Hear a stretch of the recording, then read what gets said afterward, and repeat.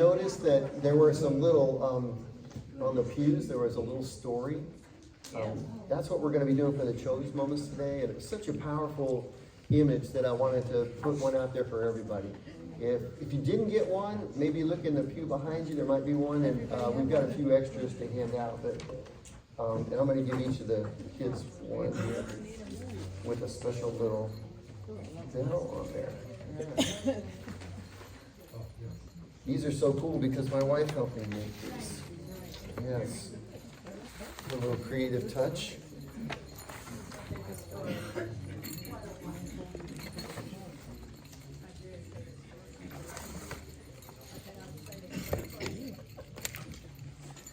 All right, I'm gonna read this along with you guys, and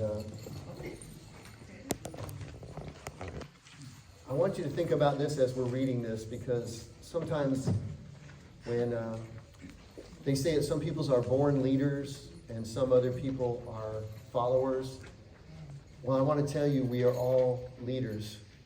You may not know it, you may not want to put that on your shoulders, but I'm telling you, especially if you work around kids, or if you have kids, or if there are kids in your neighborhood that might watch you once in a while raking leaves or something, you are leading them by the way you conduct yourself.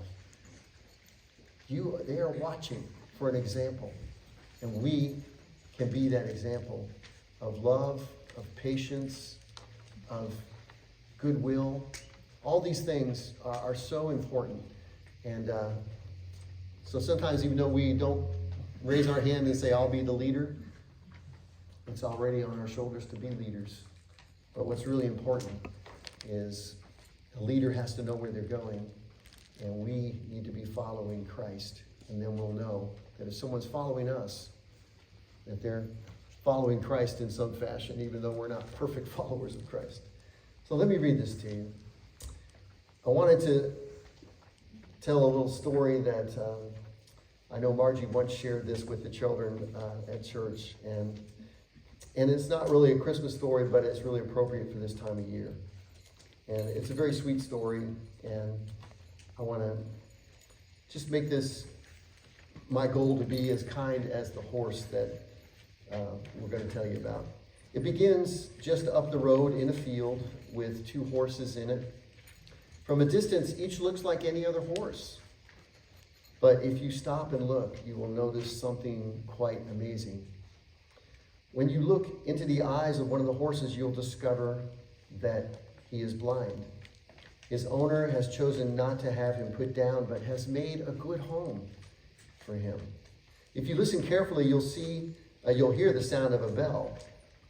Looking around for the source of the sound, you'll see that it comes from the smaller horse in the field, and attached to the halter is a small bell. It lets her blind friend know where she is so he can follow her. As you stand and watch these two friends, you'll see how she is always checking on him. He will listen for her bell and then slowly walk to where she is, trusting that she will not lead him astray. When she returns to the shelter of the barn each evening, she stops occasionally and looks back, making sure her friend isn't too far behind to hear the bell. Like the owner of these two horses, God does not throw us away just because we're not perfect or because we have problems or challenges. He watches over us and even brings others into our lives to help us when we are in need. Sometimes we are the blind horse, being guided by the little ringing bell of those who God places in our lives. Other times we are the guide horse, helping others see the way. So please listen for my bell, and I'll listen for yours. Amen. Amen. Merry Christmas. And then at the end it says, be kinder than necessary, for everyone is fighting some kind of battle. Isn't that so true? So my challenge to you in this new year is to, number one, if you're not sure exactly how to follow Christ, what that really means, I can help you with that, and I'd be more than happy to speak with any of you and kind of guide you a little bit. there was a movement back years and years ago, which is still a movement, and it's kind of coming back. It's called What Would Jesus Do? They used to have bracelets that said WWJD on them and shirts and all kinds of things. But to me, that's how you follow Christ. You think about in a situation, before you act, you think, what would Jesus do in this situation? And then if you're not sure, go to the Bible, because Jesus did just about everything that we will ever do in our lives. And there's situations in there that will apply. And just think, what did Jesus do? What would he do in this situation? And how can I follow his lead? You can also look up to people that you trust, who you know are following Jesus, who come to church and study the Bible. And so follow those leaders. And one day you may turn around and look and see that somebody is following you and looking up to you. I know it's hard to believe when you're real young, but that's going to happen. When you get a little bit older, you're going to see the kids that are your age now, they're going to be looking to you because you're the leader now.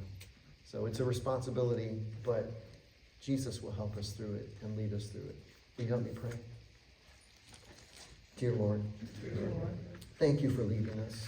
Thank you for leading us. Thank you for never leaving us. Thank you for never leaving us. And always checking on us And always checking on us.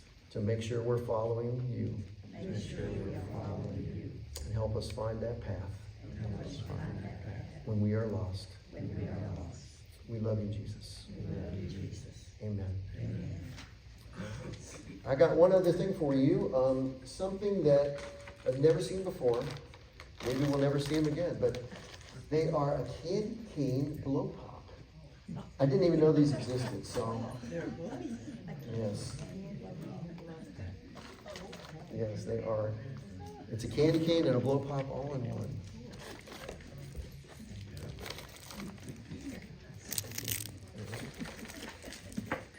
All right. There's a few extras up here. I'll look here. Thank you all for coming up.